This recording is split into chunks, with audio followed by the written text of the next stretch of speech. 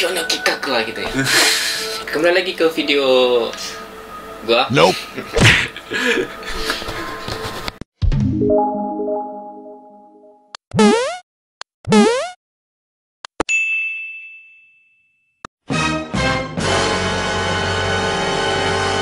Baik, kembali lagi ke channel kita, channel Taukung.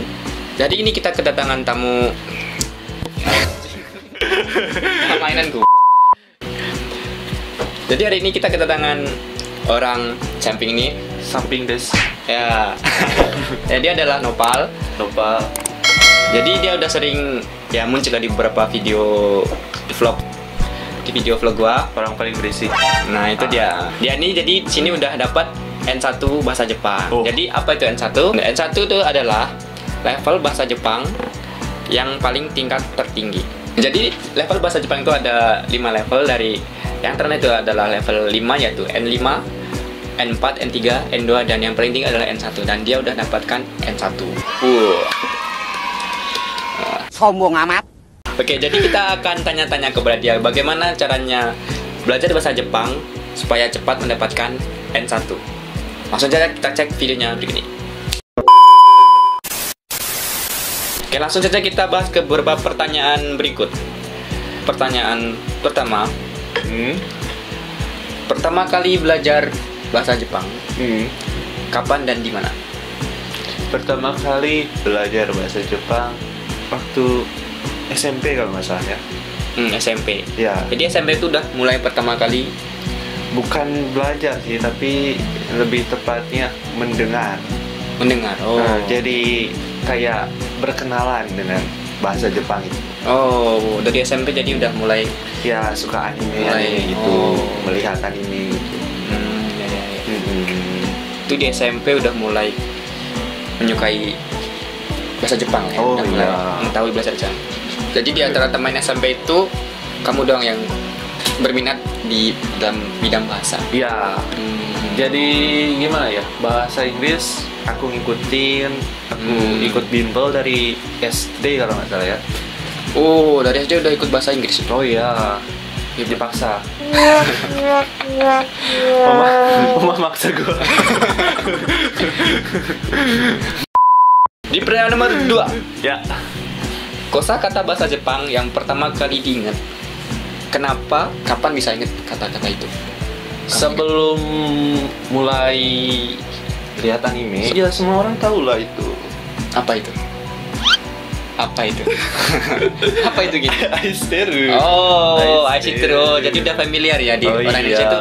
Aishiteru itu kan jadi dari lagunya. Lagunya siapa sih, lupa? Itu lagunya si Willia Band itu kan. Oh, iya, ada yang judulnya Aishiteru itu kan ya. Jadi mungkin orang-orang udah tahu gitu ya. Aishiteru. Pertanyaan nomor 3. Ya, 3 kali tuh. Buku apa yang dipakai buat belajar bahasa Jepang? Buku. Ya. Buku bebas. Tapi setiap orang beda. Jadi beda cara memahami materi. Oh, jadi sebenarnya tuh setiap buku tuh sama aja lah manfaatnya ya. Ya, sama aja Sumber informasi, semuanya. sumber ilmu gitu ya. Iya, tapi kan setiap buku itu punya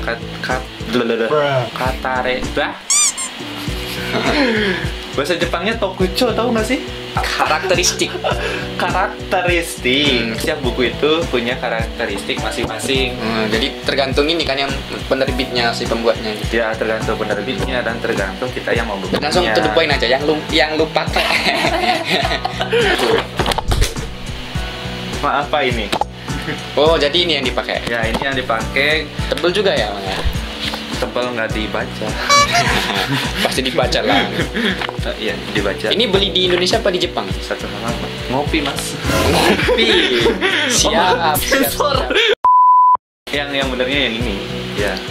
Ini buat ke jalur N1-nya. Ya, ke jalur N1-nya. Tapi ya sebenarnya ini yang bukan. Ini namanya Nihongo Somatome. Jadi ini buku ini dijual di Jepang banyak, bisa dibeli online. Oh, di Indonesia juga kan? Ya, jadi dia adalah translasinya bukan bahasa Indonesia, melainkan bahasa Inggris. Tapi ini buku yang ya kebanyakan orang Jepang, bukan orang Jepang, kebanyakan warga negara asing yang sudah menguasai level bahasa Jepang menengah ke atas. Ya kebanyakan mereka memakai buku yang seperti ini. Ini ada yang level 1, juga ada yang level 2, ada level 3. Jadi macam-macam karena ini khusus belajar kanji, ini cuma tertulis kanji di sini. Jadi ini semua sini tentang belajar kanji ya. Kalau ingin belajar ada bumpo, ada chokai, itu juga ada di sini yang khusus bukunya. Jadi silakan kalian beli ini kalau sudah datang ke Jepang, ataupun kalau masih di Indonesia kalau udah belajar Jepang tingkat menengah ke atas bisa kalian pakai. Itu saran buat kalian dari ini. Bukan promosi ya. Promosi nggak dapat. Oke, pertanyaan selanjutnya, pertanyaan nomor 4. Ya. Tahun pertama belajar di Jepang. Oke, jadi gimana itu rasanya? Tahun pertama belajar di Jepang, langsung pakai bahasa Jepang di Jepang itu gimana rasanya? Bih, dimarahin juga ketawa gue bro. Dimarahin juga ketawa. Itu karena nggak ngerti apa karena emang nggak marahinnya nggak serem apa gimana? Jangan salah, nggak ngerti gimana. Sombong amat. Berarti marahinnya kurang ganas gitu ya orang Jepang ya? Orang cantik yang marahin. Itu ya Bapak. Karena orang cantik kita ketawa aja. Iya. Orang Jepang pertama kali lihat langsung cantik marahin tuh, aduh. Jadi mesem aja kita. Oh iya. Sebenarnya kayaknya agak menyerong dari pertanyaan Pak. Pertanyaannya kan tahun pertama belajar di Jepang. Iya. Apa urusannya dengan orang cantik Bapak? Oh mungkin ininya sensenya gurunya cantik. Enggak, maksud saya orang-orang Jepang itu cantik. Orang Jepang cantik ya tahu. Ya, dari dulu saya suka orang Jepang. Baca. Terus tahun pertama belajar di Jepang. Iya. Itu gimana rasanya? Beda ya. Beda sama bertani. Tahun pertama di Jepang gimana? Sulit-sulit enggak sih? Karena saat pertama kan kita ya belum belum paham juga. Ya jadi apa yang kita pelajari di Indonesia selama 6 bulan ataupun setahun tuh ya, kalau kita udah datang ke Jepang tuh rasanya beda banget karena yang mereka omongin itu udah yang dipelajari di Indonesia udah beda lagi. Kecuali kalau kita dari Indonesia udah menguasai level menengah, bahasa Jepang menang ya bisa N3 lah. Iya. Jadi itu udah ngerti lah yang orang Jepang omongin. Karena pengucapan mereka itu sedikit cepat dan berbeda. Tuh. Pertama belajar di Jepang, apa ada agak shock apa udah biasa aja apa gimana itu kesannya ya? Ya, shock sih enggak sih. Mereka juga kalau misalkan kita bilang saya baru pertama kesini bulan sekian baru datang, tolong lembut omongannya, jadi perlambat. Jadi mereka juga mengerti terus memperlambat dan ngomongnya jadi dijelasin gitu, nggak terlalu pelan-pelan gitu ya, pelan-pelan. Jadi mereka juga mengerti, mereka sangat polite. Oh, jadi menghargai. Mereka itu tahu kita datang ke sini, kita menggunakan bahasa mereka. Jadi mereka juga menghargai kita yang datang menggunakan bahasa mereka. Kalau kita datang menggunakan bahasa kita, mereka juga apaan? Iya, ini kan Jepang, men. Jepang. Walaupun kita ngomongnya mencam lence, yang penting sebisa mungkin Jepang gitu ya, Bapak. Mereka juga ngerti kan kita orang sini juga pasti tahu lah ya. Kalau ada yang meledek ya tinggal. Pertanyaan nomor 5. Oke. Part time bisa menambah kemahiran bahasa Jepang dalam segi bicara. Itu benar apa tidak? Betul. Oh, Kecuali yang di pabrik. Di pabrik yang nggak ketemu orang, yang kerjanya sama mesin atau cuman masukin barang-barang kecil. Ya, bot kayak gitu. Itu enggak.